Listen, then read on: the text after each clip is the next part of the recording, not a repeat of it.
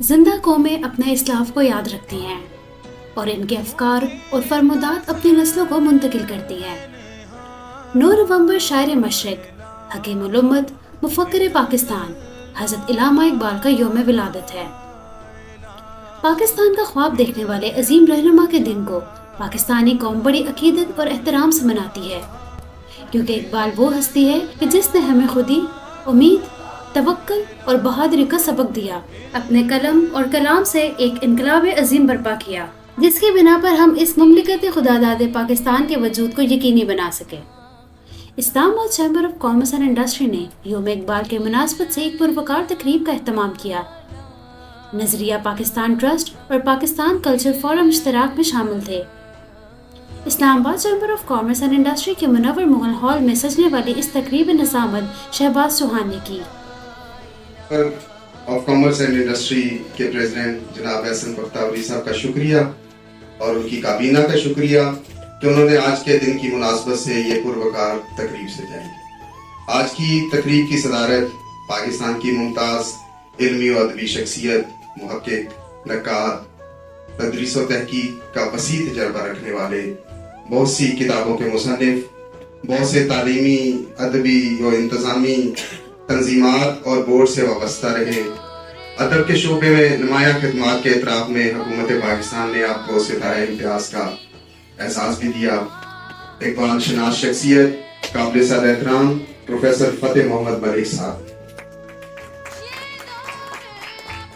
خواتین و حضرات، ادیبوں شاعروں کی فلاح کے لیے کام کرنے والا ادارہ اور ادبی فضا کو قائم رکھنے میں فعال کردار ادا کرنے والا ادارہ اکادمی ادبیات پاکستان، جس کی آپ پہلی خاتون چیئر پرسن ہیں، ماہر تعلیم ہیں، ریسرچر ہیں، اعلیٰ پایہ کی ادیبہ اور شاعرہ ہیں، نرم گفتار اور انتہائی پروقار شخصیت، آج کی مہمان خصوصی پروفیسر ڈاکٹر نجیبہ عارف۔ ایک منظوم نذرانہ عقیدت سے آغاز کریں گے۔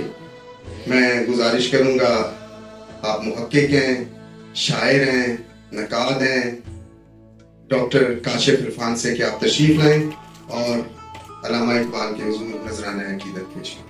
بہت شکریہ جی شہباز چوہان صاحب اور اسلام آباد چیمبر آف کامرس کا۔ زندہ ہے سخن تیرا پس ماضی سرے حال، کیا بات ہے۔ زندہ ہے سخن تیرا پس ماضی سرے حال، اے مرد خداگاہ تو ہے قوم کا اقبال، سبحان اللہ۔ اے مرد خداگاہ تو ہے قوم کا اقبال، تو شاعر مشرق ہے تو ملت کا مقدر، ہے فکر کی وسعت میں تیرا کام سمندر، کیا کہیں۔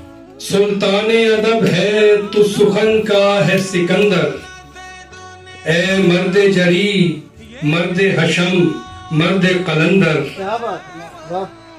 اے مرد جری مرد حشم مرد قلندر، ہے تیرا سخن قوم کی امیدوں کی تمثال، اے مرد خداگاہ تو ہے قوم کا اقبال۔ میں شکریہ ادا کرتا ہوں کہ جس طرح ظفر بختیوری صاحب کی شہر میں زندگی کے ہر شعبے کے لیے بہت ساری خدمات ہیں، جو لوگ لٹریچر سے وابستہ ہیں، ادب سے وابستہ ہیں، وہ جانتے ہیں کہ اس شہر میں ادب کو پروان چڑھانے میں ظفر بختیوری صاحب کا بھی بڑا اہم رول ہے۔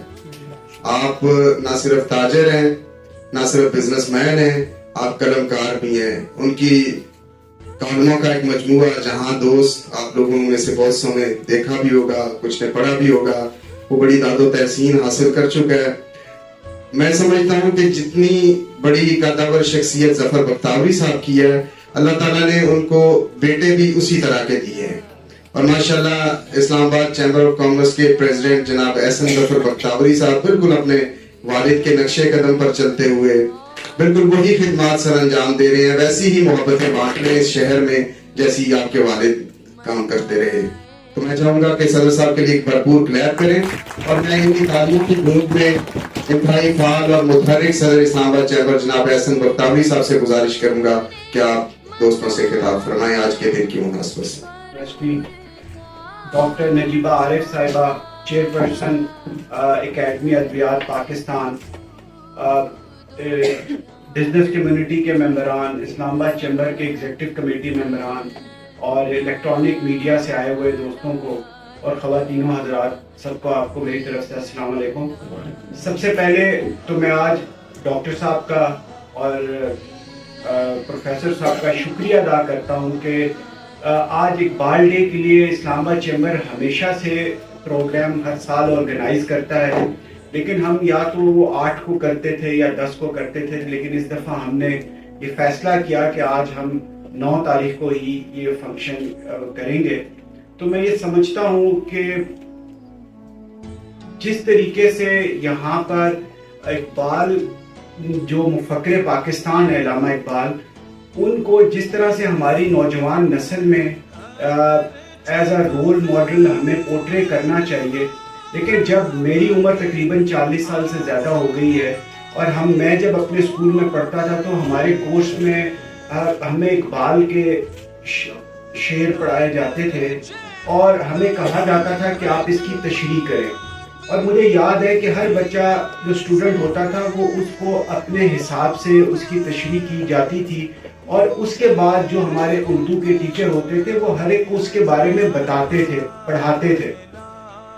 تو میں یہ سمجھتا ہوں کہ ہمیں ضرورت اس چیز کی ہے کہ جو ہماری نئی نسل ہے اس کو ہم جو اقبال کا ویژن ہے اس کے بارے میں ضرور بتائیں اور پڑھائیں، کیونکہ علامہ اقبال ہی وہ شخص تھے جنہوں نے سب سے پہلے پاکستان کا مطالبہ کیا، اور میں یہ سمجھتا ہوں کہ اقبال نے جو اس وقت ویژولائز کیا تھا اگر وہ نہ کرتے تو آج جو ہندوستان میں مسلمانوں کا حال ہے وہ آپ سب کے سامنے ہے۔ تو انفارچونیٹلی ہم اللہ تعالیٰ کے شکر گزار ہیں جس طریقے سے قائد اعظم محمد علی جناح نے علامہ اقبال کے اس خواب کی تعبیر فرمائی۔ تو میں یہ سمجھتا ہوں کہ یہ جو 2 قومی نظریہ ہے یہ آج بھی اسی طرح سے لوگوں کے سامنے پیش کیا جانا چاہیے کہ مسلمان اور ہندو مذہب جو ہے، ہم لوگوں میں بہت ساری تہذیب کا فرق ہے، اور میں یہ سمجھتا ہوں ہمارے ملک میں پاکستان میں ہم لوگ ہمارے ساتھ یہاں پہ کرسچن بھی ہیں، ہندو بھی رہتے ہیں اور مسلمان بھی ہیں، اور میں سمجھتا ہوں سب کو ایک برابر شہری کے حقوق حاصل ہیں، لیکن انفارچونیٹلی ہمارے ہمسایہ ملک میں یہ حقوق مسلمانوں کو حاصل نہیں ہے، باقی دیگر مذاہب کے لوگوں کو حاصل نہیں ہے۔ تو میں وہ ویژن جو 1930 میں قائد علامہ اقبال نے دیکھا تھا، آج بھی اگر ہم یہ دیکھیں تو وہ اسی طرح سے حقیقت ہے، اور میں یہ سمجھتا ہوں کہ اگر مثال سے ابھی شہباز صاحب شعر پڑھ رہے تھے تو میں یہ سمجھتا ہوں کہ جو اس وقت مسلمان جو تھے ان کے اکنامک حالات اچھے نہیں تھے، اور آج تقریباً 100 سال سے اوپر کا عرصہ ہو گیا، لیکن وہ ملک جو ہم نے اسلام کے نام پہ حاصل کیا تھا، جس کا خواب علامہ اقبال نے دیکھا تھا اور قائد اعظم نے اس کی تعبیر کے لیے اہم رول ادا کیا، اور میں یہ سمجھتا ہوں کہ آج اتنا عرصہ گزرنے کے باوجود 76 سال ہو گئے پاکستان کو آزادی حاصل کیے ہوئے، ہم نے بہت ساری چیزوں میں بہت زیادہ ترقی کی، لیکن انفارچونیٹلی آج بھی جو ہمارا اکنامک کرائسس ہے، ہمارے ملک میں جو غربت کے حالات ہیں، تو میں یہ سمجھتا ہوں کہ ہماری قوم کو، ہمارے لوگوں کو سب سے پہلے یہ سوچنا چاہیے کہ ہم پاکستانی ہیں، ہمیں بطور پاکستانی اپنا فرض ادا کرنا چاہیے۔ ہمارے سامنے ہمارے ساتھ کا ملک ایران ہے، میں اور آپ جس ملک میں بھی جائیں میں سمجھتا ہوں ان کے اندر جو ان کے ملک کے ساتھ پیار اور محبت ہے وہ دن بدن بڑھتا جا رہا ہے۔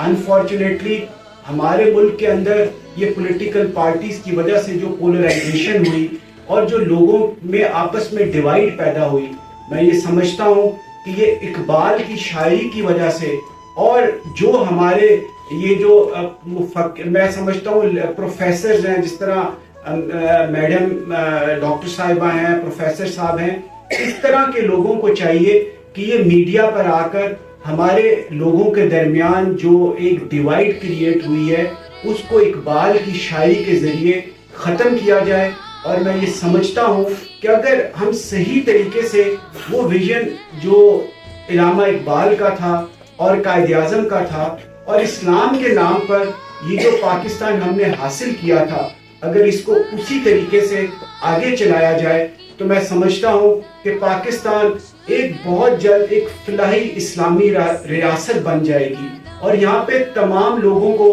جو آج ہمیں میں یہ سمجھتا ہوں کہ ہر چیز کے لیے IMF سے پوچھنا پڑتا ہے، اور میں سمجھتا ہوں ہم تب تک اپنے جسے کہتے ہیں اپنے قدم پہ نہیں کھڑے ہو سکتے جب تک ہم IMF سے چھٹکارا حاصل نہیں کرتے۔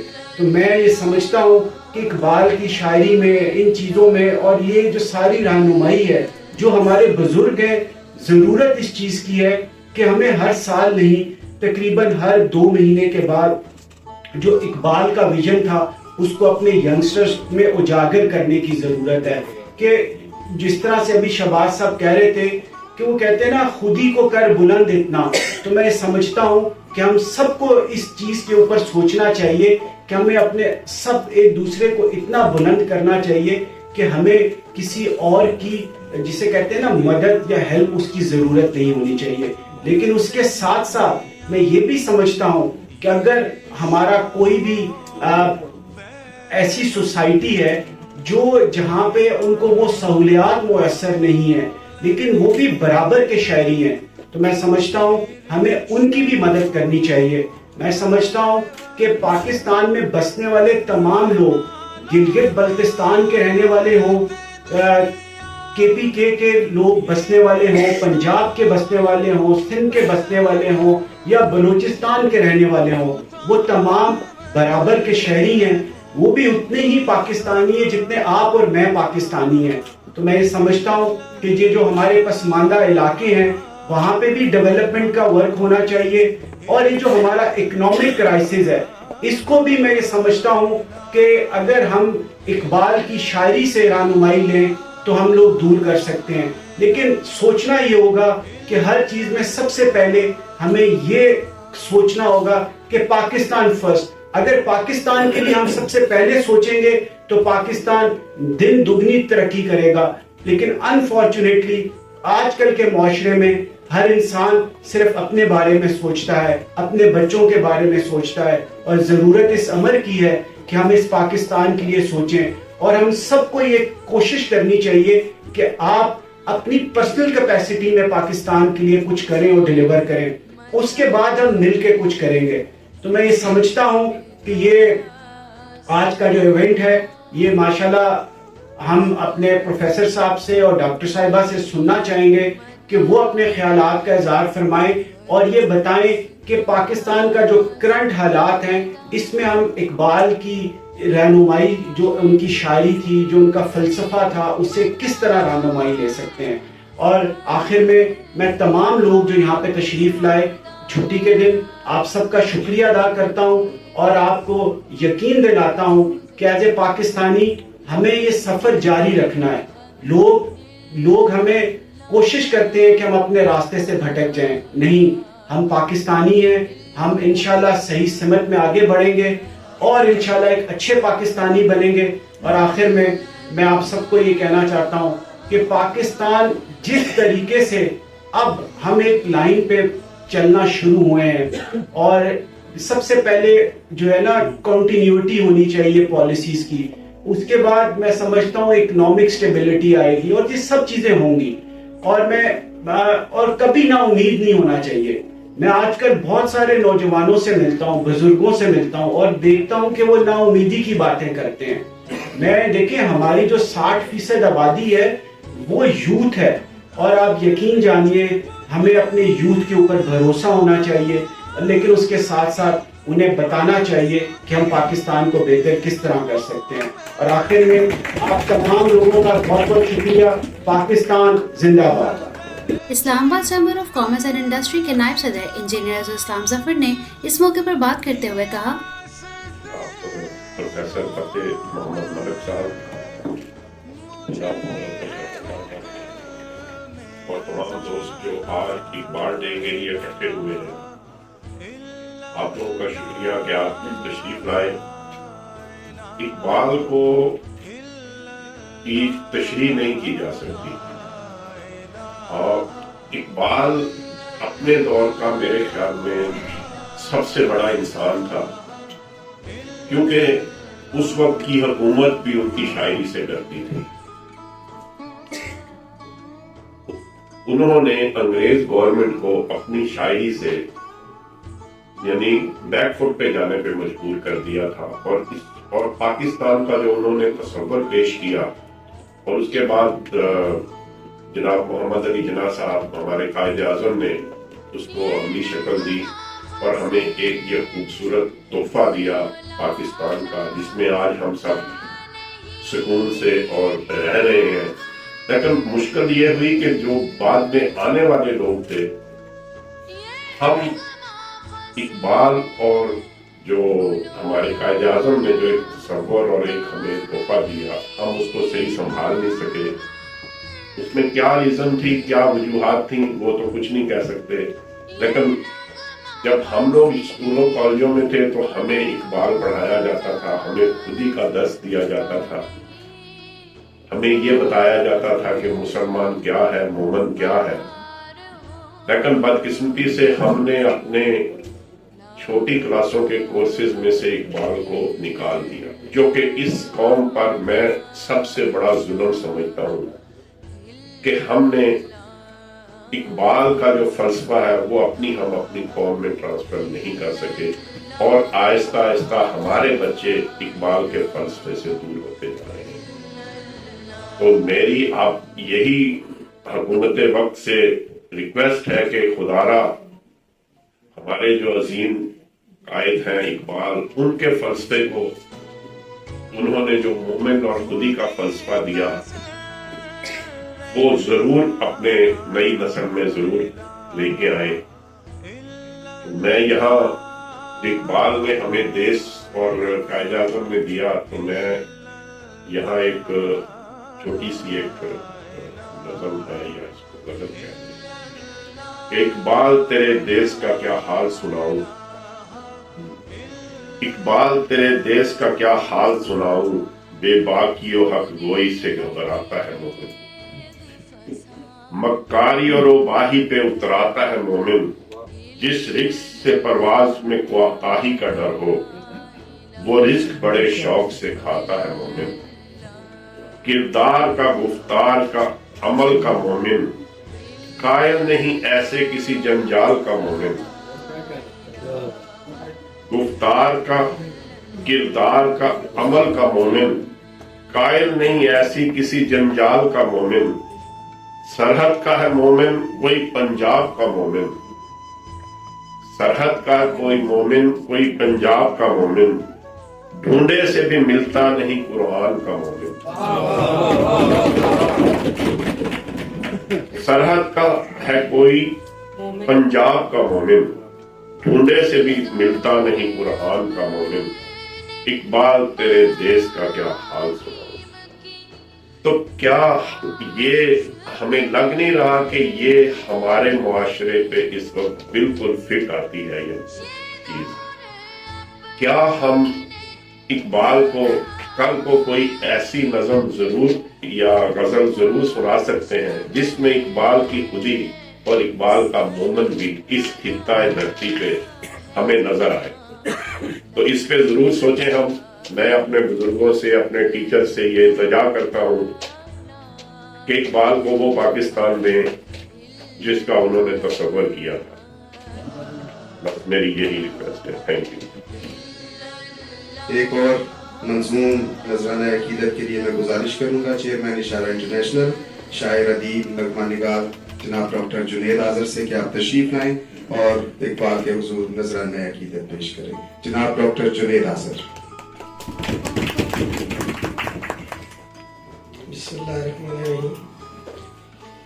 पहले तो बड़ी खुशाइंद बात है कि इस्लामाबाद चैम्बर तबातुर से कौमी ज़िंदगी के जो हमारे त्यौहार हैं उनको मनाने लगी है, और सिर्फ कारोबारी सरगर्मियाँ नहीं हो रही, अब वो पूरे इस मुआशरे में अमल दखल के साथ दाखिल हो रही है। और पहले भी कई दफ़ा यहाँ आना तो खुशी होती है कि हमारा कारोबारी तबका कौम के साथ चलने पे राजी हो चुका है। साहिब सदर और आपकी इजाज़त से मुल्क खुदादाद जो ख्वाब इकबाल ने देखा था, अभी इंजीनियर साहब ने कुछ थोड़ी सी शिकायतें की हैं, वो अपनी जगह बजा है कि तंज में भी आप कौम को जगा सकते हैं। तो उस हवाले से चंद अशार बारगाह इकबाल रहमतुल्लाह में। हो के रोशन शबे महताब की जागीर में हम, हो के रोशन शबे महताब की जागीर में हम, सांस लेते हैं तेरे ख्वाब की ताबीर में हम। हो के रोशन शबे महताब की जागीर में हम, सांस लेते हैं तेरे ख्वाब की ताबीर में हम। होश में आने नहीं देता खुदी का नशा, होश में आने नहीं देता खुदी का नशा, डूबे रहते हैं तेरी फिक्र की तफसीर में हम। होश में आने नहीं देता खुदी का नशा, डूबे रहते हैं तेरे फिक्र की तफसीर में हम। और हर्फ खालिस ने तेरे दर से गिना वो बख्शा, हर्फ खालिस ने तेरे दर से गिना वो बख्शा, फर्क कर सकते हैं अब जुल्मत व तनवीर में हम। हर्फ खालिस ने तेरे दर से गिना वो बख्शा, फर्क कर सकते हैं अब जुल्मत व तनवीर में हम। और ऐसे मीरास हुआ तेरे सफल का वर्षा, ऐसे मीरास हुआ तेरे सफल का वर्षा, खुद को महसूस करें हल्का तौकीर में हम। ऐसे मीरास हुआ तेरे सफल का वर्षा, खुद को महसूस करें हल्का तौकीर में हम। शायरी में है तेरी नूरे बशारत ऐसा, शायरी में है तेरी नूरे बशारत ऐसा, खुद को पढ़ते हैं तेरे हर्फ की तासीर में हम। शायरी में है तेरी नूरे बशारत ऐसा, खुद को पढ़ते हैं तेरे हर्फ की तासीर में हम। और फूल ही फूल मिले शाखे तखय्युल से तेरी, फूल ही फूल मिले शाखे तखय्युल से तेरी, कुछ नहीं रखते थे जब दामन तकदीर में हम। मिस अफराज सयाल से गुजारिश है कि आप तशरीफ लाएं और आप भी चंद बातें दोस्तों के गोश गुजार करें। अफराज सयाल।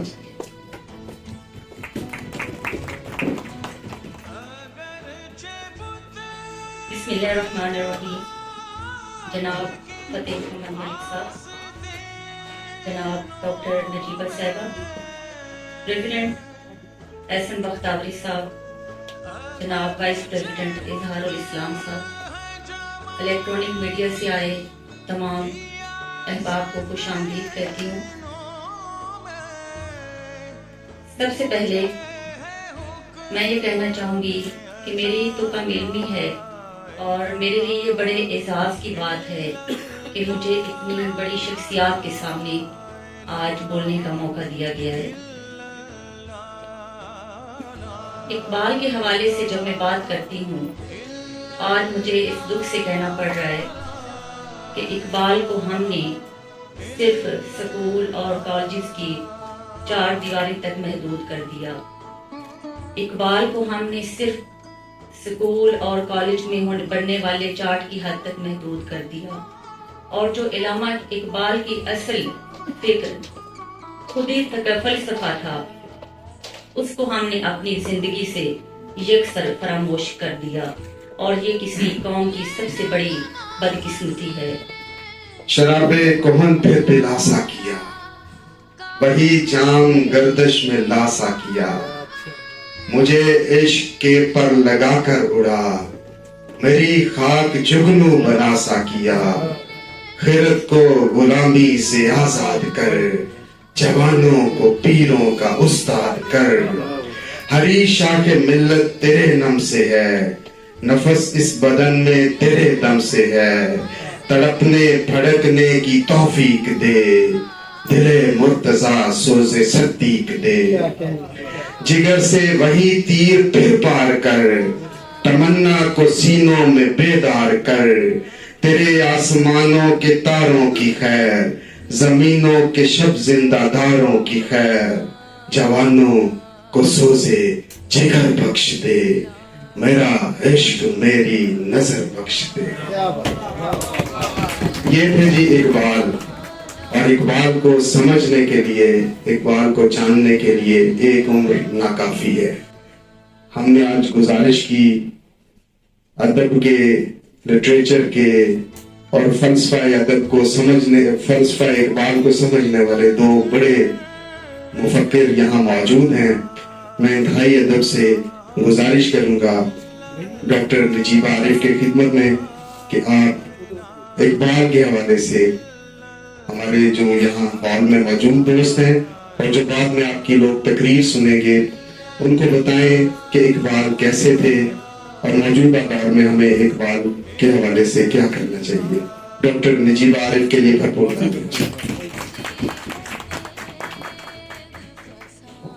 बहुत बहुत शुक्रिया चौहान साहब। Islamabad chamber of commerce and industries के सदर जनाब एहसन बख्तावरी साहब, आज की मजलिस के सदर और उस्ताद गिरामी प्रोफेसर फतेह मोहम्मद मलिक साहब, जनाब इंजीनियर अजहरुल इस्लाम जफर साहब, जनाब शहबाज चौहान साहब, मोहतरमा अफराज साहिबा, मुअज़्ज़ज़ ख़वातीन व हज़रात, सबसे पहले तो मैं Islamabad chamber of commerce and industries की शुक्रगुजार हूँ कि उन्होंने आज मुझे यहाँ आने और आपसे हम कलाम होने का मौका दिया। ये हकीकत ये है कि ये जिंदगी में पहला मौका है कि मुझे यहाँ आने और आप जैसे बाशऊर और मुअस्सर अफराद से गुफ्तगू करने का मौका दिया। इसके बाद एक दूसरा शुक्रिया इस बात का कि यौम इकबाल के मौके पर आपने इकबाल को याद रखा और मुझे आकर यहाँ मालूम हुआ आपकी गुफ्तगू से और इससे पहले जो गुफ्तगू हो रही थी कि यहाँ ये तकरीबात मुनक़्क़िद होती रहती हैं, ये एक मामूल है, ये बेहद खुशाइंद बात है। और अभी एहसन बख्तावरी साहब जिस रिजायत का जिक्र कर रहे थे, उसी का एक पहलू है कि अभी कुछ लोग बाकी हैं जहाँ में जो यहाँ आते हैं और उन मसाइल पर, उन निकात पर बहस मुबाहिसे का और मुकालमे का और गुफ्तगू का दरबार करते हैं जो हमारी असरी जिंदगी के सुलगते हुए मसाइल हैं। इकबाल के हवाले से आपने ये तकरीर मुनक़्क़िद की तो यकीनन एक फर्ज़े किफ़ाया अदा किया। इकबाल के हवाले से जब भी मैं कुछ सोचती हूँ तो मेरे जहन में भी वही धुंध भर जाती है जो हमारे नौजवानों के जहनों में इस वक्त भरी हुई है। हालांकि मेरा ताल्लुक उस नस्ल से है जो इकबाल की शायरी पर ही पलकर जवान हुई। क्या बात। मैंने जब लिखना सीखा था तो पहली चीज जो लिखी थी वो इकबाल के अशार थे। और ये वो जमाना था कि जब मेरी वालिदा तख्ती पर लिखती थी खुदी को कर बुलंद इतना, और मुझे पढ़ना नहीं आता था तो मैं को और कर को मिलाकर कोकर पढ़ा करती थी। लेकिन उस उम्र से इकबाल को पढ़ना जो शुरू किया तो उसका नतीजा ये हुआ कि उस वक्त तो समझ में नहीं आता था, लेकिन अब समझ में आया कि वो हमारी रूह में बस गया और उसके साथ एक ऐसा नाकाबिले शिकस्त रिश्ता और ताल्लुक कायम हुआ जिसे अब तक किसी और आबो हवा की जरूरत नहीं है। वो पहले ही से अपनी जगह पर मुस्तहकम है। अभी ये तकरीब शुरू होने से पहले जनाब अजहर साहब से गुफ्तगू हो रही थी तो उन्होंने पहला सवाल जो किया वो ये था कि इकबाल को हमारे निसाब से क्यों निकाल दिया गया। जाहिर है कि ये एक बुनियादी सवाल है। निसाब से इसलिए निकाल दिया गया है कि हमारी रूह से निकाल दिया जाए, और हमारी रूह से निकाल देने की जरूरत इसलिए पेश आई है कि आहिस्ता आहिस्ता पिछले 150 साल से हम ये देख रहे हैं कि हमारी कौम को हर उस अलामत से दूर किया जाए जो कभी हमारे लिए इफ्तिखार का निशान रही है। हमारी वैसे तो हम बहुत सालों से अपने आप को बहुत बरसों से आजाद कहते आ रहे हैं, लेकिन हमारी गुलामी का अरसा अभी गुजरा नहीं है। गुलामी महज सियासी नहीं होती, सबसे बड़ी गुलामी ज़हनी गुलामी। इकबाल इसी गुलामी के खिलाफ लड़ते हैं और हम इसी गुलामी को अपने लिए वजह इफ्तिखार समझते हैं, इसी में अपनी नजात ढूंढते हैं और इसी के अंदर अपने लिए रास्ता तलाश करते हैं। یہی وہ بنیادی کجی ہے جس کی وجہ سے ہماری قوم اپنے آپ سے دور ہوتی جا رہی ہے، اپنے عزت و شرف سے محروم ہوتی جا رہی ہے. ہمارے پاسپورٹ کی دنیا کی کسی ایئرپورٹ پر کوئی عزت نہیں ہے. امید رکھنا بہت اچھی بات ہے، لیکن کبھی کبھی امید فریب معلوم ہوتی ہے. یہ خود فریبی اس وقت تک جاری رہے گی جب تک ہم اپنے آپ کو اس جال سے، اس دھند سے نکال نہیں لیں. ہم اپنے ایئرپورٹ سے باہر قدم رکھتے ہیں تو ہمیں محسوس ہوتا ہے کہ اب ہم الف بے جیم نہیں ہیں، زید بکر نہیں ہیں، اب ہم ایک پاسپورٹ ہماری علامت، اور ہمارے ساتھ وہی سلوک ہوتا ہے جو اس پاسپورٹ کی بنیاد سے. اور وہ کوئی ایسی نہیں ہے کہ جس کا ذکر ہم افتخار سے کر سکیں. ہم کسی بھی لاؤنج میں بیٹھ سکتے ہیں، کسی بھی ایئر لائن کی کسی بھی کلاس میں سفر کر سکتے ہیں، لیکن اس کے بعد ہمارا جب پاسپورٹ ہماری نشانی بنتا ہے تو اقوام کی صف میں اس وقت ہمارا جو مقام ہے، ہمیں حقیقت پسندی سے اس کو دیکھنے کی ضرورت ہے. اس کی بنیادی وجہ ابھی مختاری صاحب نے بھی اس کا ذکر کیا. جن چیزوں کے خلاف اقبال لڑتے رہے، ہم انہی چیزوں کو اپنا اوڑھنا بچھونا بنائے ہوئے. فکری اور ذہنی غلامی، معاشی غلامی اور تقلید. ہم نے اپنی تہذیب کو اپنے لیے باعث شرمندگی سمجھ لیا ہے. اپنی زبان کو، اپنی تہذیب کی علامت کو اور ہر اس کردار کو جو کسی زمانے میں ہمارے لیے عزت اور فخر کا باعث تھا. مثال کے طور پر مولوی کا لفظ دیکھ لیجیے. آج ہم میں سے کون ہے جو مولوی کہلانا چاہتا ہے؟ ہم مولانا روم کو مولوی کہتے تھے، آج بھی انہیں مولانا کے نام سے یاد کیا جاتا ہے. دوسری بڑی علامت استاد ہے. استاد یہ زمانہ تو مجھ جیسے حقیر لوگوں نے بھی اپنی آنکھوں سے دیکھا ہے. میری والدہ ایک ہائی اسکول کی استاد تھی. شہر میں جہاں جاتی تھی لوگ اٹھ کر کھڑے ہو جاتے تھے. شادی کی تقریب میں جاتی تھی، پوری تقریب کی خواتین اٹھ کے کھڑی ہو جاتی تھی، ہر ایک یا خود یا اس کی اولاد میں سے کوئی ان کا شاگرد. آج کیا ہے؟ آج استاد نہیں رہے، آج بڑے استاد ہو گئے. استاد اپنے مقام سے گر گیا، مولوی اپنے مقام سے گر گیا، عالم اپنے مقام سے، اور شاعر کا کیا مقام ہے؟ محض تفریح فراہم کرنا، دل بہلانا. ہم شاعروں کو تبھی بلاتے ہیں جب ہمیں انٹرٹینمنٹ کی ضرورت ہوتی ہے، جب ہمیں کچھ تفریح کی ضرورت ہوتی ہے. اور ظاہر ہے جیسی طلب ہوتی ہے، آپ تو معیشت کے لوگ ہیں، مجھ سے بہتر جانتے ہیں، رسد بھی وہی ہوتا ہے. جیسا معاشرہ جس چیز کو عزت دیتا ہے وہی چیز معاشرے میں بنتی چلی جاتی ہے. تو یہ سوال کہ اقبال اور اقبال کی فکر ہمارے مدرسے سے کیوں نکل گئی ہے، اس کا جواب اسی بات میں پوشیدہ ہے کہ اس کی عزت اور احترام معاشرے سے ختم ہو گیا.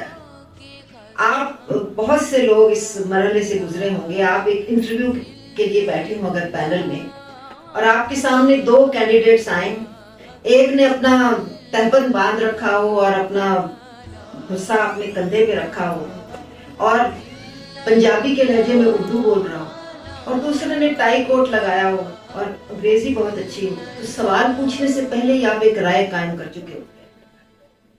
وہ رائے بتا دیتی ہے ہماری ترجیحات کیا ہیں اور ہم کہاں کھڑے ہیں. ہم جس زمانے میں زندہ ہیں اس میں ہم کھوکھلے لفظوں پر جی رہے ہیں. ہمارے لفظوں سے معنی نکل چکے ہیں. ہم لفظوں سے کھیل رہے ہیں، ہم لفظوں سے کچھ کہہ نہیں رہے. ایک زمانہ تھا ہم الفاظ کے ذریعے کچھ کہتے تھے جو دوسرے تک پہنچتا تھا. اب ہم صرف الفاظ سے کچھ باتیں کہہ کر اپنی جان چھڑا دیتے ہیں. اور جس طرح لفظوں سے معنی نکل رہے ہیں، اسی طرح ہماری اقدار سے بھی اس کی معنویت ختم ہوتی جا رہی ہے. ہمارے تہواروں کی اہمیت ختم ہوتی جا رہی ہے. ہمارے ایام جو ہم مناتے ہیں، جو قومی سطح پر منائے جاتے ہیں، وہ بھی محض تکلف رہ گئے ہیں. اور اس کا مقصد ہمارے اداروں میں بھی ان کا مقصد محض ایک کارروائی پوری کرنا ہوتا ہے. یہ اس میں تعلیمی ادارے بھی شامل ہیں، اس میں ثقافتی ادارے بھی شامل ہیں، اس میں ادبی ادارے بھی شامل ہیں. ہم سب محض جسے ہم پنجابی میں کہتے ہیں گوگرواں تو مٹی چاڑنا، ہم صرف ڈنگ ٹپاؤ کام کرنے کے عادی ہو گئے ہیں. وہ کسی مستنصر حسین تارڑ نے غالباً اپنے ایک سفر نامے میں لکھا تھا کسی کے بارے میں کہ امریکن سیاح اس طرح سیاحت کرتے ہیں کہ وہ اپنی اس بس میں بیٹھ جاتے ہیں اس کی چھت پر اور جو مقام دیکھتے جاتے ہیں اس پر ٹک لگاتے جاتے ہیں سین. ہم بھی زندگی اسی طرح گزار رہے ہیں اس سیاحت کے محکمے کی چھت پر بیٹھ بس کی چھت پر بیٹھ کر بالکل سطحی انداز بالکل کھوکھلے انداز میں. دن آتا ہے تو ہم اس پر ٹک لگا دیتے ہیں کہ بنا لیا. اور یہ سطحی کام اور یہ سطحی طریقے سے زندگی کو گزارنے کا عمل ہے جو ہمارے زوال کی جڑ ہے. ہمارے قومی سطح پر ہمارے اندر سبسٹنس باقی نہیں رہا, وہ جان باقی نہیں رہی, وہ قوت باقی نہیں رہی جو خود اپنے آپ پر اعتماد سے پیدا ہوتی ہے. اور اعتماد کس بات پر ہم کریں؟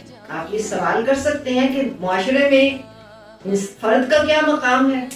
معاشرے میں صرف ایک قائد اعظم کا صرف ایک ہی مقام ہے جو نوٹ پر, اس کے سوا کیا ہے؟ کیا دیانت ہم استعمال اس کو آخر ہم اپنی زندگی کا شیوا بنائے ہوئے ہیں؟ کیا محنت کو ہم نے زندگی کا شیوا بنایا ہے؟ کیا ہم ایمانداری کو اپنی زندگی کا شیوا بنایا ہے؟ اقبال کا کیا کام ہے کہ ہم اقبال کے اشعار سے ہم بالکل اپنی محفل کو گرما سکتے ہیں, اپنی محفل کو بہت مجبور کر سکتے ہیں کہ وہ واہ واہ کرے, اور پھر اس کے بعد بھول جاتے ہیں, ہم اپنے روزمرہ کے کاموں میں محو ہو جاتے ہیں. ہم نے اپنی زندگی کے لیے کوئی ایسا لائحہ عمل ترتیب نہیں دیا جو لانگ ٹرم ہو, جو طویل المدت ہو, اور جو واقعی ہماری قوم کو کسی بنیاد پر چلا سکے. آج کل میں معافی چاہتی ہوں, آپ میں سے بیشتر افراد بلکہ سبھی لوگ اسی شعبے سے وابستہ ہیں جس کا میں ذکر کرنے والی ہوں, کہ صرف ایک ہی چیز ہے جو ہمارے لیے برائی اور اچھائی, عظمت اور پستی کا معیار ہے, کسوٹی ہے, اور وہ ہے معیشت. تجارت تو بہت بڑا پیشہ ہے, پیغمبری پیشہ ہے, ہمارے نبی کریم صلی اللہ علیہ وسلم کا پیشہ, لیکن معیشت کچھ مقاصد کے حصول کا ذریعہ ہو تو قابل قدر ہے. اگر معیشت بذات خود مقصد بن جائے تو پھر انسانی زندگی سے معنی دریافت کرنا ناممکن ہو جائے گا. آج ہماری زندگی کا ہر پروگرام معیشت کا تابع ہے. ہمارے ہر ادارے میں منڈی کھل چکی ہے, تعلیمی ادارے بھی منڈی بن چکے ہیں, ادبی ادارے بھی منڈی بن چکے ہیں. تعلیمی اداروں میں میں چونکہ میرا تعلق تعلیم سے زیادہ رہا ہے, 35 برس سے میں شعبہ تدریس سے وابستہ ہوں. میرا تجربہ یہ ہے, میں اپنی زندگی کے ابتدائی برسوں میں بہت بہتر شعبے کو ترک کر کے تعلیم کے شعبے سے آئی تھی, یہ سوچ کر کہ یہ پروفیشن نہیں, یہ میرا پیشن ہوگا.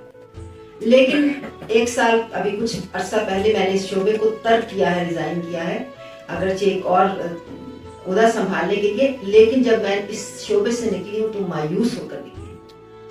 اس کی وجہ یہ ہے کہ ہر شعبے میں ہر پالیسی کی بنیاد یہ ہے کہ پیسے کتنے آئیں گے, داخلے کی تعداد, آپ کے پاس استاد ہیں یا نہیں, داخلہ دے دیں, کیونکہ اس سے فیس آئے گی. اگر فیس نہیں آئے گی تو استادوں کی تنخواہ نہیں آئے گی. اس لیے استادوں کا کام ہے زیادہ سے زیادہ طالب علموں کو داخلہ دیں. معیار کی پرواہ کس کو ہے؟ اور یہ تو خیر لمبا ہے, میں صرف ایک شعبے کو نشانہ نہیں بنانا چاہتی, ہر شعبے میں یہی حال ہے. کون سا ایسا شعبہ ہے جو معیشت کو اپنا سب سے بڑا مقصد نہیں بنائے؟ تو جب ہم معیشت کے غلام ہو جاتے ہیں تو ہمارے اندر سے باقی فیکلٹیز نکلتی چلی جاتی ہیں. روح کہاں پروان چڑھے گی, اعلیٰ مقاصد کہاں پروان چڑھیں گے, جبکہ ہمارا بنیادی مقصد معاشی ہو یا معیشت. قومی سطح پر بھی افسوسناک بات یہ ہے کہ قومی سطح پر بھی ہماری صورتحال یہ ہے, ہمیں نہ اپنی تہذیب کی پرواہ ہے, نہ اپنی زبان کی پرواہ ہے, نہ اپنے اقدار کی پرواہ ہے, نہ اپنے مقام کی پرواہ ہے, نہ اپنی عزت و آبرو کی پرواہ ہے. اگر ہمیں پرواہ ہے تو صرف اور صرف اپنی معیشت. قرض کی پیتے تھے میں, لیکن سمجھتے تھے کہ ہاں رنگ لائے گی ہماری فاقہ مستی. یہ فاقہ مستوں کی قوم ہے اور دھمال ڈال رہی ہے. ہماری یہ باتیں بھی دھمال سے کم نہیں ہیں. ہم یہ جو کچھ کہہ رہے ہیں, میں اپنے لیے کہہ رہی ہوں, یہ دھمال ہے, کیونکہ اس میں کوئی معنی نہیں ہے, اس کا کوئی نتیجہ نظر نہیں ہے. ہم جس کرۂ ارض پر جی رہے ہیں, اب میں پاکستان کے حوالے سے بات نہیں کر رہی, میں اس پورے پلانٹ کے حوالے سے بات کر رہی ہوں. اس کرۂ ارض پر, اس پورے خطہ زمین پر انسان جہاں جہاں بھی قائم ہے, کالا ہے, پیلا ہے, گندمی ہے, سفید ہے, جس نسل سے بھی تعلق رکھتا ہے, اس کرۂ ارض پر بھی زندگی خطرات کا شکار ہے. ہم ان خطرات سے نظر چرا رہے ہیں. آج سے 25 برس پہلے ایک رسالہ مغرب سے نکلا تھا پوسٹ ہیومنزم کے دور نام سے, جس نے یہ کہا تھا کہ ایک دور آ رہا ہے جو پوسٹ ہیومن دور ہے, جس میں ٹیکنالوجی انسان کی جگہ لے لے گی. ہم اس دور کو اپنے گھروں کے دہلیز پر دیکھ رہے ہیں. ٹیکنالوجی انسان کی جگہ لے رہی ہے. اس کا مطلب صرف یہ نہیں ہے کہ ٹیکنالوجی کی جگہ انسانوں کی روزگار چھن جائے گی اور ٹیکنالوجی آ جائے گی. اس کا مطلب اس سے بہت زیادہ ہے. ہمارے پاس یہ جو ایک آلہ ہے, یہ چھوٹا سا, جس کے بغیر ہماری زندگی کا نہ دن گزرتا ہے نہ رات گزرتی ہے, یہ آلہ ہماری خلوت میں داخل ہو چکا ہے. ہمارے پاس تنہائی کا لمحہ باقی نہیں ہے. دنیا کا کوئی گوشہ نہیں ہے جہاں آپ سرویلنس سے بچ رہے ہیں, جہاں آپ کے شب و روز اور ہمارے شب و روز, ہمارا ہر لمحہ کسی اور کی نگاہ میں نہ ہو. ہمیں کوئی غلط کام نہیں کرنا, کچھ بھی نہیں کرنا. ہم کوئی ایسی بات نہیں کہہ رہے جو کسی کو نقصان, لیکن ہمیں خلوت تو چاہیے, ہمیں اپنی تنہائی کا تقدس تو چاہیے. وہ کہاں ہے؟ لیکن ہم اس ٹیکنالوجی پر بالکل توجہ نہیں دے رہے. ہم اس پر لگام ڈالنے کی کوشش نہیں کر رہے. دنیا میں کچھ قومیں کر رہی ہیں, چین نے کیا ہے, کچھ اور قوموں نے بھی کیا, ان کا نام لینا شاید مناسب نہ, کہ وہ کم از کم اپنی حدود کے اندر اپنی خلوت کو محفوظ بنا رہے ہیں. ہم نے تو وہ بھی نہیں کیا. اور یہی وجہ ہے یہ جو ہم روز دیکھتے ہیں, ہمارے گھروں کی تصویریں, خواتین کے ٹیلی فون کالز, اور وہ روز ہم ٹیلی ویژن پہ سن رہے ہوتے ہیں, اور ہم یہ سمجھتے ہیں یہ دوسروں کی ہیں, یہ ہماری نہیں ہے. کون کل ہماری اس خلوت کو اس کے سیاق و سباق سے ہٹا کر کسی اور سیاق و سباق میں ڈال کر کہاں پھیلا دے, ہم کیسے سمجھ سکتے ہیں؟ ہم کیسے اس کو روک سکیں گے, کیسے اس کو بچا سکیں گے؟ ابھی ایک بالکل کرنٹ جو ایشو ہے اس کا, میں دیکھتی ہوں فلسطین کا نام بھی نہیں لکھا جاتا فیس بک پہ, اس کو لکھتے ہیں فے لام سین توے نون. یہ ہے جبر.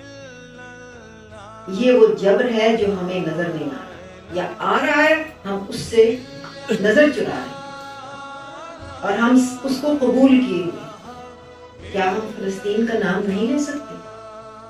کیا فلسطین صرف مسلمانوں کا مسئلہ ہے؟ کیا انسانی حقوق کی پامالی نہیں ہو رہی؟ کیا بچے اور عورتیں جو بچوں کے حقوق کی انجمنیں ہیں, جو عورتوں کے حقوق کی انجمنیں ہیں, وہ کہاں ہیں؟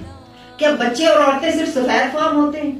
یا بچے اور عورتیں صرف ان ملکوں میں ہوتی ہیں جن ملکوں میں ایڈ دی جاتی ہے اور NGOs کے ذریعے اپنا ایجنڈا آگے بڑھایا جاتا ہے؟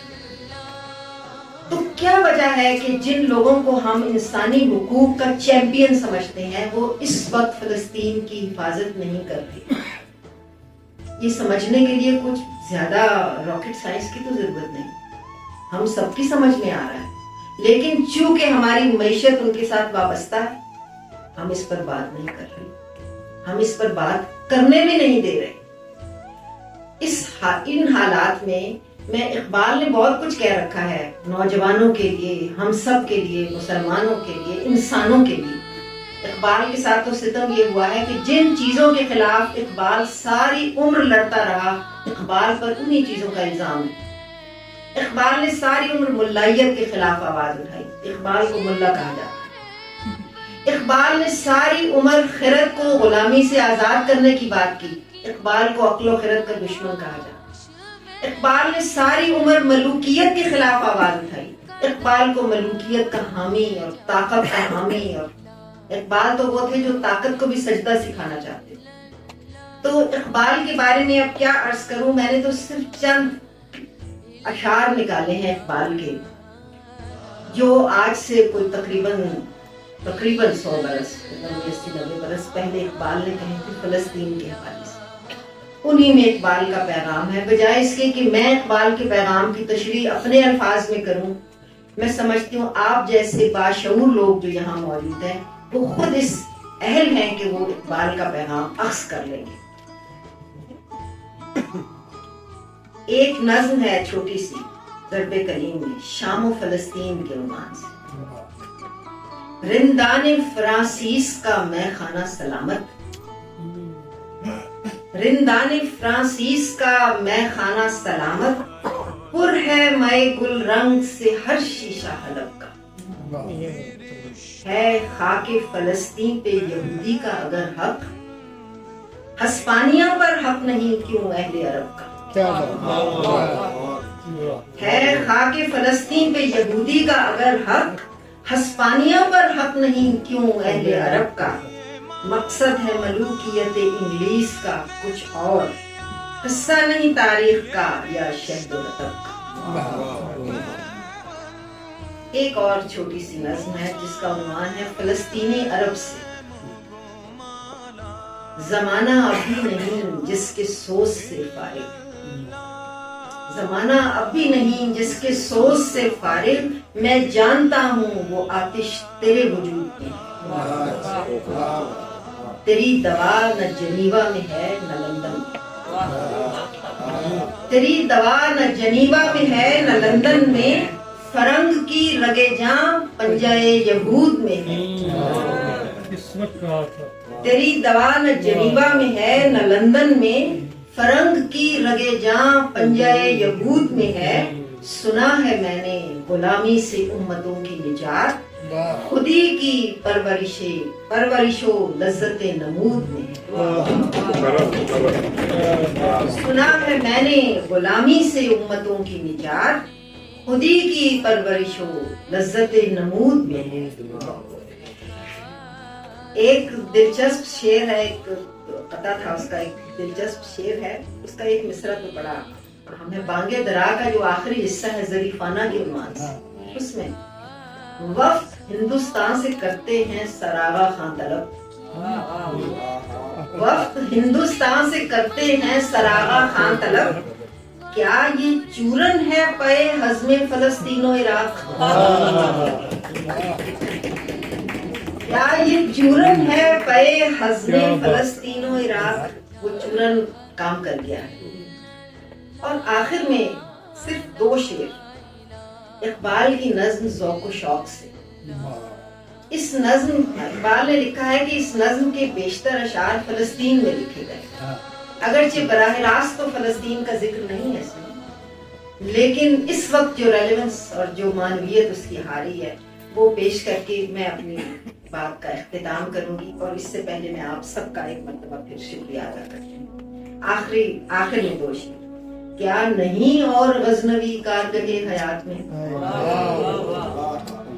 کیا نہیں اور غزنوی کارگہ حیات میں، بیٹھے ہیں کب سے منتظر اہل حرم کے سومناتھ.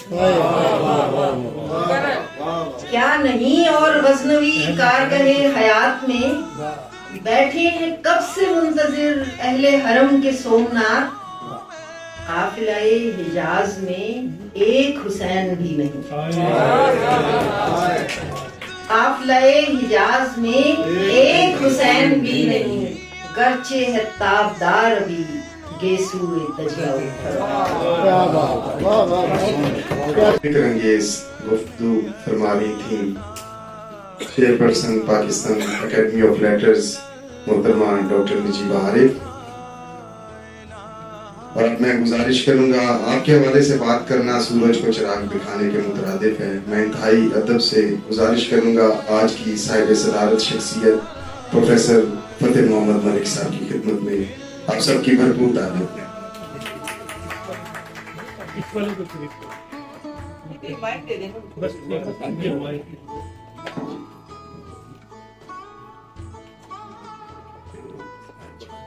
جی میں بختیار صاحب کا انتہائی شکر گزار ہوں کہ انہوں نے مجھے یہ موقع دیا کہ میں آپ سے ملاقات بھی کروں اور نجیبہ عارف کی یہ گفتگو بھی سنوں جو میرے دل سے نکل رہی تھی، اور میں حیران ہو رہا تھا کہ میری بات وہاں تک کیسے پہنچی.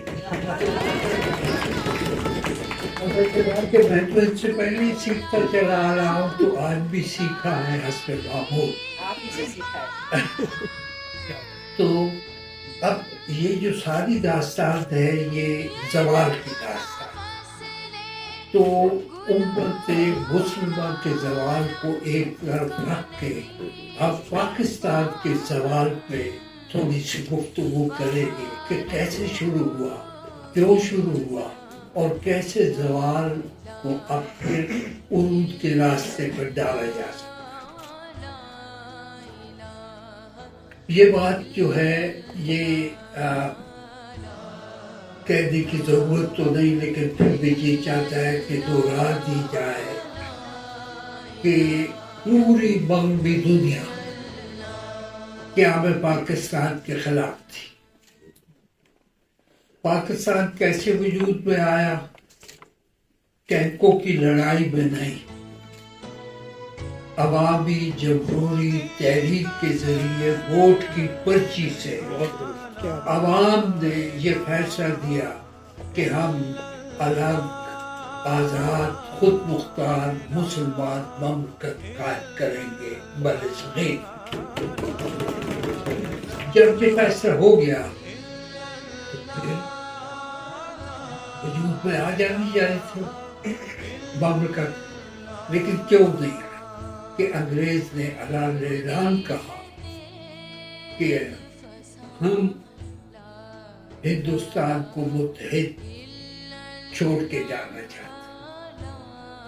تو کانفرنس شروع ہوئی، راؤنڈ ٹیبل کانفرنس شروع ہوئی، پھر کیبنٹ مشن آنے لگے۔ اچھا، جن اشعار کا نجیبہ نے ذکر کیا اور سنائے، وہ اشعار ایک راؤنڈ ٹیبل کانفرنس سے واپسی پہ اقبال پہ نازل ہوئے، اور وہ راؤنڈ ٹیبل انگلستان میں تھی، سیکنڈ راؤنڈ ٹیبل کانفرنس۔ اس میں مسلم لیگ کے تمام جو لیڈر تھے، قائد اعظم تو اس میں شامل نہیں تھے، وہ سارے کے سارے سیپریٹ الیکٹریٹ کو بھی چھوڑ چکے تھے انگریز کے دباؤ میں آ کے۔ اقبال نے اس راؤنڈ ٹیبل کانفرنس کو بائیکاٹ کیا، اور واپس آتے ہوئے وہ جو ان کے اشعار ہیں نا، دعا کرتے ہیں خودی کو غلامی سے آزاد کر، جوانوں کو پیروں کا استاد کر۔ جو میرے جیسے بھی بوڑھے جتنے تھے وہ تو انگریز کے قدموں میں بیٹھے ہوئے تھے، کوئی سوائے قائد اعظم کے لیڈر نہیں تھا کہ جو اپنے ذہن سے روکتا ہو، اپنے ضمیر کی آواز سن سکتا ہو، نہیں، انگریز کا حکم ماننے والے تھے۔ تو اس لیے انہوں نے سوچا کہ یہ جو بزرگوں کی ودن کاما بزرگوں کی غلام عقل ہے، اللہ ہمیں اس سے رہائی دے اور نوجوانوں کو پیروں کا استاد کر۔ تو نوجوان آگے آئے، پاکستان قائم ہوا۔ پاکستان جب قائم ہوا تو اس کے بعد قائد اعظم نے آل انڈیا مسلم لیگ کو جب پاکستان مسلم لیگ بنایا تو اس کے پہلے کونسل اجلاس میں لینڈ ریفارمز کمیٹی بنائی۔ جب لینڈ ریفارمز کمیٹی کی خبر چھپی، میں نے ڈان میں دیکھی ہے پرانے کاغذات، تو ڈان میں جہاں وہ چھپی ہوئی ہے خبر، اس کے سامنے 100 سے زیادہ علماء کرام کا فتویٰ ہے کہ عزل و شرع لینڈ ریفارم حرام ہے۔ پھر سید مولانا مودودی کی کتاب آئی 1.5-2 مہینے میں، مسئلہ ملکیت زمین، کہ اسلام اجازت نہیں دیتا جاگیرداری کے ختم کرنے۔ پھر جماعت احمدیہ کی سربراہ کی بھی اسی عنوان سے اور اسی اطلاع استدلال کے ساتھ کتاب ہے۔ پھر نوابزادہ نصراللہ خان کی کتاب آئی مسئلہ ملکیت زمین تحت و شریعت، تو شریعت کے تحت انہوں نے کہا کہ اجازت نہیں ہے۔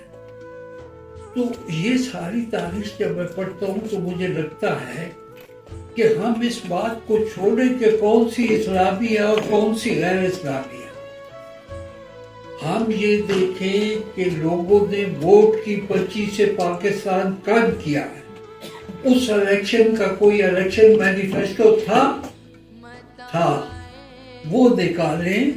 اس میں عوام سے ووٹر سے جو وعدے کیے گئے تھے کہ یہ سیپریٹ اسلامک اسٹیٹ قائم ہوگی تو اس کا اقتصادی نظام کیا ہوگا, تعلیمی نظام کیا ہوگا, سیاسی نظام کیا ہوگا, اس میں تو سب موجود ہے. یہ اس لیے ضروری ہے کہ بھئی تحریک پاکستان جو ہے وہ اسلام کے نام پہ نہیں بنی. اسلام کے نام پہ اس کی مخالفت ہوئی ہے. مولانا ابوالکلام آزاد کون تھے؟ دارالعلوم دیوبند کا سربراہ کون تھا؟ وہ کہاں تھے؟ متحدہ ہندوستان کے لیے آل انڈیا کانگریس میں نہرو اور گاندھی کے قدموں میں بیٹھے ہوئے تھے. تو پاکستان بھی اسلام کی تعبیر پہ بنا, لیکن وہ تعبیر ملائیت کی نہیں ہے. وہ تعبیر ہے جو اقبال نے دی, جس کا ذکر ڈاکٹر نجیبہ کر رہی تھی. وہ تعبیر ہے اسلام کی انقلابی روحانی تعلیمات کی, اور اس کا عنوان جو ہے وہ بھی ہے separate Muslim nationhood in India. جداگانہ مسلمان قومیت. تو قومیت کا تو تصور جو ہے وہ خلاف اسلام سمجھتے تھے لوگ. تو ان لوگوں کے تصور کے مطابق جس نظریے پہ لوگوں نے ووٹ کیے اور مسلمان عوام نے پاکستان قائم کیا, وہ ملاؤں کے نزدیک وہ اسلام نہیں ہے. اور اسلام وہ ہے کہ جو گاندھی اور نہرو جس کی سرپرستی کر رہے تھے. تو اب قائد اعظم نے یہ جب لینڈ حفاظت کمیٹی بنائی کہ آل انڈیا مسلم لیگ کے منشور پہ عمل شروع کیا جائے, آغاز کیا جائے, تو اس کے بعد مخالفت شروع. اب یہ مخالفت جو ہے یہ مقامی سے, قومی سے بین الاقوامی سطح پہ جب پہنچی تو پھر یہ ہوا کہ لیاقت علی خان کو ہمارے اسی شہر میں شہید کر دیا گیا. اور اب CIA کی رپورٹ سی جو موجود ہے, اب خفیہ نہیں رہی, ان میں یہ ہے کہ لیاقت علی خان جب گئے امریکہ کے دورے پہ تو انہوں نے جو تقریر کی وہاں ان کی اپنا اسمبلی میں, اس میں کہا کہ اس وقت دنیا 2 کیمپس میں منقسم ہے, سوشلسٹ کیمپ اور کیپٹلسٹ کیمپ. پاکستان ان 2 میں سے کسی کا بھی کیمپ فالوور نہیں ہے. ہمارا الگ راستہ ہے, اسلامک سوشلزم. اب اسلامک سوشلزم کی ٹرم ایسی تھی کہ جہاں گئے جرنلسٹوں نے یہ سوال پوچھا, ذرا اس پہ روشنی ڈالے, اس پہ روشنی ڈالے, تو وہ بتاتے ہیں. جب لیاقت علی خان کو شہید کر دیا گیا تو اس کے بعد اس دورے میں جتنی بھی تقریریں تھیں ان میں سے اسلامک سوشلزم والا حصہ نکال دیا گیا. کسی نے سوال کیا فان ناقص سے, تو انہوں نے کہا اس میں ریپوٹیشن بڑی ہو گئی تھی. بھائی ایک تقریر میں تو رہ لیتے. اچھا یہ ہے وہ موقع کہ جب 3 آدمی آتے ہیں اقتدار میں, غلام احمد, سکندر مرزا, ایوب خان. یہ کون ہے؟ کون ہے؟ ہمارے تحریک میں تو کہیں ان کا, آزادی کی تحریک میں تو ان کا کوئی حصہ نہیں. یہ تو غلام ابن غلام ہے. اور اس کا یہ عالم ہے کہ خود جب یہ تبت میں کشمیر کے قریب تبت میں چین اور اس پہ جنگ شروع ہوئی ہندوستان کی, تو سر ظفراللہ خان نے اپنی کتاب میں لکھا ہے بایوگرافی میں کہ میں امریکہ سے بطور خاص آیا پاکستان، اور ایوب خان سے کہا کہ اب وقت ہے، چین اور ہندوستان لڑ رہے ہیں، ہم آرمی ایکشن سے کشمیر لے سکتے ہیں۔ تو ایوب خان نے کوئی بحث نہیں کیا، نہیں ہمیں امریکہ نے روک دیا۔ تو اب امریکہ ہماری قیادت کو اب تک روکتا چلا آ رہا ہے۔ تو بھائی ہم کیا سمجھے کہ ہم آزاد ہو گئے، یا آزادی، تحریک آزادی کی کامیابی کے بعد جب پاکستان کا قیام ناممکن ہو کر رہ گیا، اور وہ بھی کیسے رہ گیا کہ الیکشن کے باوجود وہ بار بار بلا رہے تھے لندن کے بعد پھر یہاں شروع ہو گیا، وہاں راؤنڈ ٹیبل کانفرنس تھی، یہاں کیبنٹ مشن آنے شروع ہو گئے۔ تو 2 مشن آئے، تیسرے مشن کا جب اعلان ہوا تو قائد اعظم نے کہا نو مور مشنز، اب ڈائریکٹ ایکشن سے پاکستان لیں گے۔ اب ہماری تاریخ میں یہ پڑھایا ہی نہیں جاتا، پہلے عوام نے ووٹ دیے، پھر جب انہوں نے نہیں بنایا پاکستان تو ڈائریکٹ ایکشن، اور ڈائریکٹ ایکشن ڈے کی جو رپورٹ ہے، جہاں سے رپورٹ جایا کرتی تھی انگلستان، تو اس دن کی رپورٹ پہ یہ ہے کہ آج کے دن انڈیا کے 2 وائسرائے ہیں، مسلم انڈیا کا وائسرائے مسٹر جلان، مسلمانوں کو جو وہ کہے گا وہ وہی کریں گے۔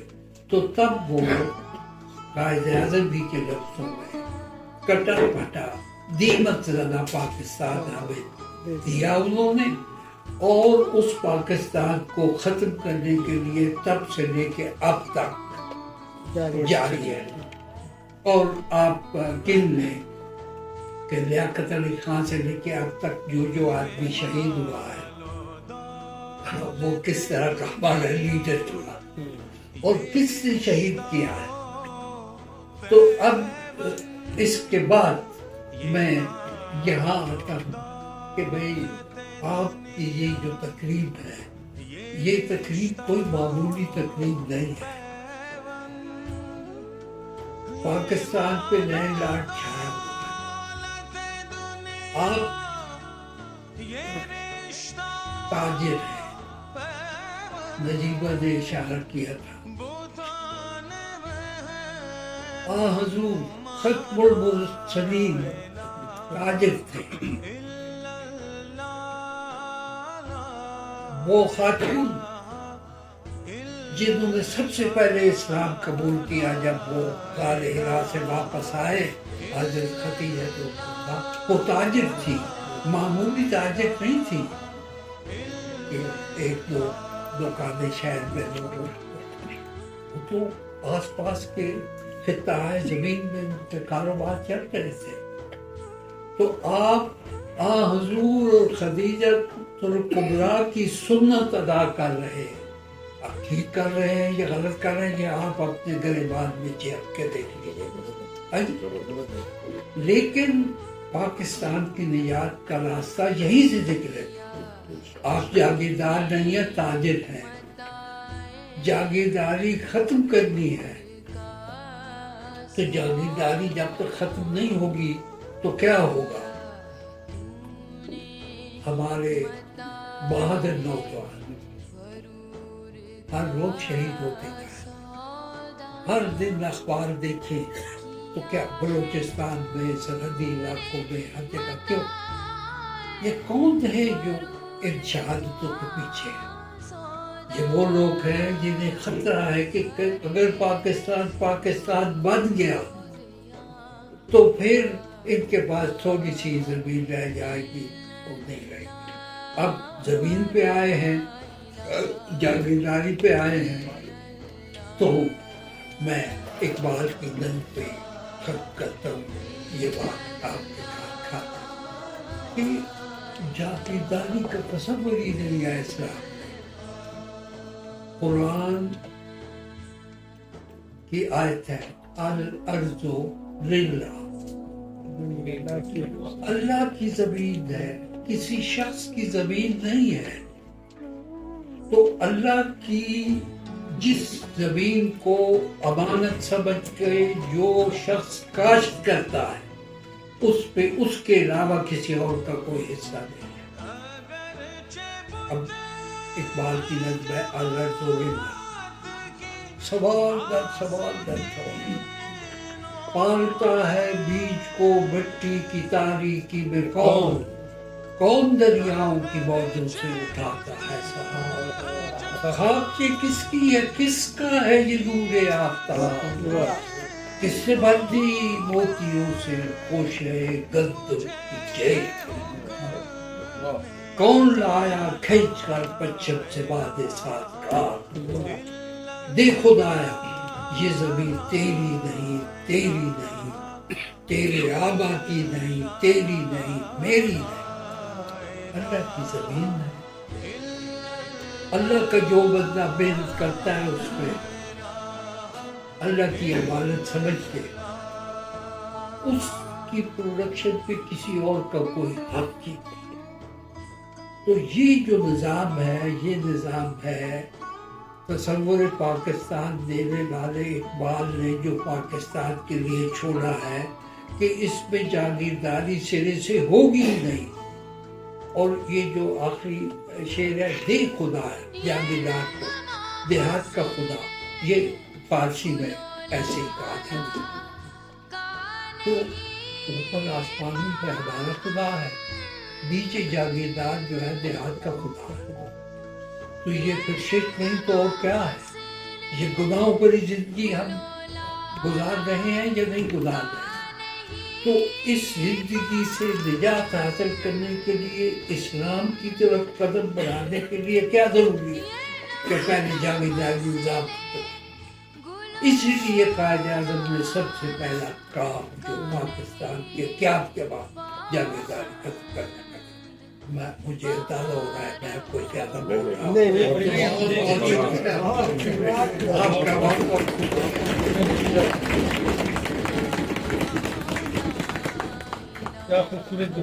پروفیسر صاحب پروگرام کے آخر میں یہ جو تالیاں بجنے کے اور ابھی تک وہ اور سننا چاہ رہے تھے، میں شکریہ ادا کرنا چاہوں گا جی، اور میں خود کو خوش نصیب سمجھتا ہوں اور فخر محسوس کرتا ہوں کہ مجھے صدر اسلام آباد chamber of commerce and industry جناب احسن ظفر بختیوری نے آج کی تقریب کی نظامت کا شرف بخشا اور ان اقبال شناس اور عہد ساز شخصیات کے ساتھ بیٹھنے کا موقع دیا۔ میں گزارش کروں گا فارمر ایگزیکٹو ممبر عباس ہاشمی صاحب سے کہ وہ ووٹ آف تھینکس کریں۔ میرے لیے بہت خوشی کا باعث ہے کہ مجھے آج یہ موقع مل رہا ہے کہ میں اس خوبصورت محفل میں آپ تمام حضرات کا شکریہ ادا کروں۔ سب سے پہلے میں پاکستان کے نامور بڑے استادوں کے استاد پروفیسر فتح محمد ملک صاحب کا شکر گزار ہوں کہ وہ تشریف لائے اور ہمیں یہ موقع دیا کہ آج کی اس خوبصورت محفل کی صدارت۔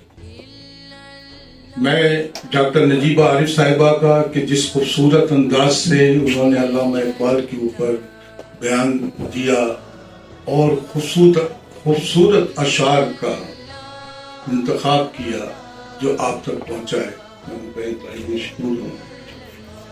میں اپنے پریزیڈنٹ احسن بختیوری صاحب کا انتہائی دل سے شکر گزار ہوں کہ انہوں نے جب سے صدارت کا عہدہ سنبھالا ہے، جہاں بزنس کمیونٹی کے لیے کام کیے، انڈسٹری کے لیے کام کیے، وہاں پہ انہوں نے ادب کے لیے بہت بڑے کام کیے، اور وہ ضرورت تھی بزنس کمیونٹی کو، اسلام آباد میں بسنے والوں کو، کہ یہاں ہم اپنی اردو کے لیے، اپنی مادری زبان کے لیے، اپنے شعراء کے لیے، اپنے ادیبوں کے لیے، اپنے لکھنے والوں کے لیے بھی کام کیا جائے۔ اور احسن بختیوری صاحب نے اس چیمبر میں الحمدللہ یہ کام شروع کیا، اور میں امید کرتا ہوں کہ یہ سلسلہ جاری رہے گا۔ یوم آزادی پر بہت ہی بڑے مشاعرے کا انتخاب کیا گیا، یہاں مشاعرہ منعقد کیا گیا، جس کی صدارت افتخار عارف صاحب نے کی. یہ اپنے دور کا ایک اچھا مشاعرہ تھا. میں شکر گزار ہوں جہاں پریزیڈنٹ کا وہاں اپنے نائب صدر جناب اظہر الاسلام صاحب کا, جنید آذر صاحب کا اور تمام ایگزیکٹو ممبر جو یہاں تشریف لائے, مہمان گرامی, خواتین و حضرات, آپ سب کا کہ آپ نے آج علامہ اقبال کے اس دن کے اوپر شرکت کی, اور ہم امید کرتے ہیں کہ آئندہ بھی آپ لوگ آتے رہیں گے اور اس قسم کی محفل انشاءاللہ اور منعقد ہوگی. بہت شکریہ.